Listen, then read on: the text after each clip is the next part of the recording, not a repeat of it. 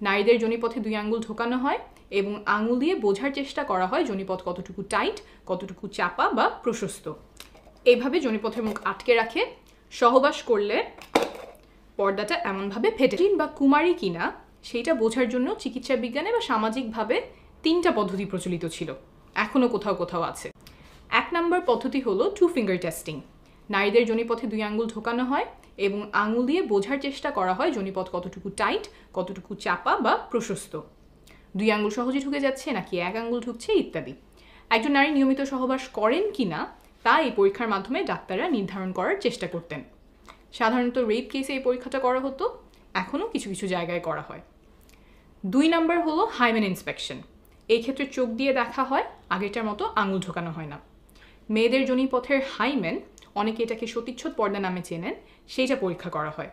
হাইমেনে কোনো ছেঁড়া আছে কিনা, থাকলে কোথায় ছেঁড়া, হাইমেনের আকার কেমন, মুখ কতটুকু বড়, এইসব দেখে বোঝার চেষ্টা করা হয় মেয়েটি আগে কখনো সহবাস করেছিল কিনা।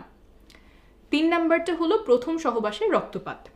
অনেকের ধারণা যে নারী কুমারী হলে সহবাসের রক্তপাত হবে, সেজন্য বাসরাতে অনেকে সাদা চাদর বিছিয়ে দেন যাতে রক্তের দাগ ভালোভাবে বোঝা যায় বউ কুমারী কিনা সেই পরীক্ষাটা যাতে হয়ে যায়। এই যে 3টা পদ্ধতি বললাম, এগুলো কতটুকু নির্ভরযোগ্য? আসলে কি এগুলো ব্যবহার করে বোঝা যায় একজন নারী কুমারী কিনা? এই পরীক্ষাগুলো নিয়ে সর্বশেষ মেডিকেল সায়েন্স কি বলে তা এখন বুঝিয়ে বলবো।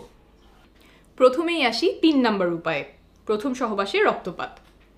100 জন নারীর উপরে করা একটা গবেষণায় দেখা গেছে যে 44 জনেরই প্রথম সহবাসে রক্তপাত হয়নি।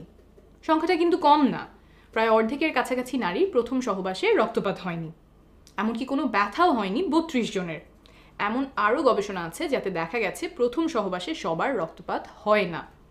রক্তপাত হওয়া এবং না হওয়া দুইটাই স্বাভাবিক। কারো কারো ক্ষেত্রে যোনিপথ পিচ্ছিল না হওয়ার কারণে বা জোর করে পুরুষাঙ্গ ঢোকানোর কারণে যোনিপথের দেয়াল ছিঁড়ে যায়, ফলে রক্তপাত হয়। এরপর আসি 2 নম্বর উপায়, হাইমেন ইন্সপেকশন বা সতীচ্ছদ পর্দা দেখে বোঝা যায় কিনা নারী কুমারী। এটার ব্যাপারে হয়তো অনেকেই শুনেছেন, সহবাস করলে মেয়েদের যোনিপথের পর্দা ফেটে যায়, আর তাহলে তো ওটা দেখলেই বুঝে যাওয়ার কথা যে সে সহবাস করেছে কিনা। অনেকেই মনে করেন হাইমেন এমন, এইভাবে যোনিপথের মুখ আটকে রাখে। সহবাস করলে পর্দাটা এমনভাবে ফেটে যায়, তাহলে ভালো করে দেখলেই বোঝা যাওয়ার কথা যে নারী কুমারী কিনা। আমেরিকায় 36 জন গর্ভবতী টিনেজারদের ওপরে একটা গবেষণা করা হয়। তাদের হাইমেন এবং গোপনাঙ্গ দেখে ডাক্তার নির্ণয় করার চেষ্টা করেন যে তারা পূর্বে সহবাস করেছে কিনা। 36 জনের মধ্যে মাত্র 2 জনের ক্ষেত্রে ডাক্তার বুঝতে পেরেছিলেন যে তারা আগে সহবাস করেছে, অথচ 36 জনই গর্ভবতী, অর্থাৎ বাকিরা সহবাস করেছিলেন কিন্তু তাদের হাইমেন দেখে বোঝা যায়নি। অনেকেই মনে করতে পারেন হাইমেন দেখে বোঝা না যাওয়ার কারণ কি? যদি এমন ছেঁড়া হয় তাহলে তো দেখেই বোঝা যাওয়ার কথা, কিন্তু আসলে হাইমেন এমন শক্ত কোনো পর্দা না। হাইমেন বা সতীচ্ছদ পর্দা কিছুটা এমন ইলাস্টিক, সংকোচন প্রসারণ বা বড় ছোট হতে পারে, আর এই হাইমেন থাকে যোনিপথের চারপাশ ঘিরে। আর যোনিপথের দেয়ালগুলো কিছুটা রাবার মতো ইলাস্টিক, ছোট বড় হতে পারে, এত বড় হতে পারে যে এই রাস্তা দিয়ে জন্মের সময় বাচ্চা বের হয়। তো এই যোনিপথ ঘিরে যে পর্দার মতো থাকে হাইমেন, সেইটাও বড় ছোট হয়। এই পর্দাটা অনেক রকম হতে পারে, এক একজনের এক এক দিকে খাঁজ থাকে, ভাঁজ থাকে, আর মেয়েদের জন্মের আগেই তার হাইমেনে ফুটো থাকে। বড় হলে সেই ফুটো দিয়ে মাসিকের সময় রক্ত বের হয়। এই ফুটোও অনেক ধরনের হতে পারে, বড় ছোট হতে পারে। ফুটোটা কত বড় হবে সেটা বয়স, ওজন, উচ্চতা সহ আরও অনেক কিছুর উপরেই নির্ভর করে। আবার সহবাস ছাড়াও অনেক কারণে হাইমেনে টান পড়তে পারে বা এক অংশ চিড়ে যেতে পারে, যেমন খেলাধুলা, আঘাত পাওয়া, তারপর মাসিকের সময় ট্যাম্পন ব্যবহার করা ইত্যাদি। এই সব কারণে হাইমেন দেখেই নিশ্চিতভাবে বলা সম্ভব না একজন নারী পূর্বে সহবাস করেছিলেন কিনা। এখানে বলে রাখা ভালো যে কারো কারো জন্মের সময় হাইমেনে ফুটো নাও থাকতে পারে। মেডিকেলের ভাষায় এটাকে আমরা বলি ইমপারফেক্ট হাইমেন, সেটা 1000-এ 1 বা তার চেয়েও কম হয়, তখন ছোট একটা সার্জারি করে হাইমেনে ফুটো করা হয়। এখন বলছি 1 নম্বর উপায় নিয়ে, 2 ফিঙ্গার টেস্ট। এই পরীক্ষাটা কোনো বৈজ্ঞানিক ভিত্তি ছাড়াই চিকিৎসা বিজ্ঞানে ঠাঁই পায়। উপমহাদেশের অনেকগুলো মেডিকেল টেক্সট বই এই পরীক্ষার কথা লেখা আছে, সেই সব পড়ে ডাক্তাররাও অনেকদিন এই পরীক্ষা করতেন। এই মন গড়া অবৈজ্ঞানিক পরীক্ষা বন্ধ করতে বিভিন্ন দেশে এটাকে ব্যান করা হয়।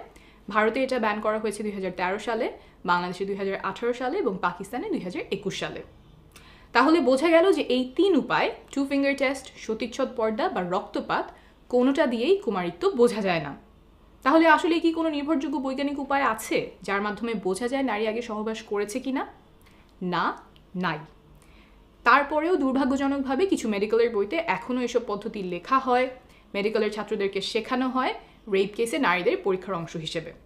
যেমন প্রফেসর রেড্ডির লেখা ফরেন্সিক মেডিসিনের বই, যেখান থেকে উদ্ধৃতি দিয়ে ভাইরাল ফেসবুক পোস্টে কুমারিত্ব নিয়ে অবৈজ্ঞানিক দাবি করা হয়েছে। এখন আপনি বলতেই পারেন যে মেডিকেলের টেক্সট বুক আমি ভুল বললেই তো হলো না, যিনি লিখেছেন তিনি তো একজন বিশেষজ্ঞ, আমার রেফারেন্স কি? বিশ্ব স্বাস্থ্য সংস্থা বা WHO, United Nations human rights, UN Women, এই সংস্থাগুলোর বিশেষজ্ঞ প্যানেল বলছেন যে প্রফেসর রেড্ডির লেখা ফরেন্সিক মেডিসিনের বই সহ আরও কিছু বই ভার্জিনিটি টেস্টিং নিয়ে অনির্ভরযোগ্য এবং অবৈজ্ঞানিক উপায় শেখান। তারা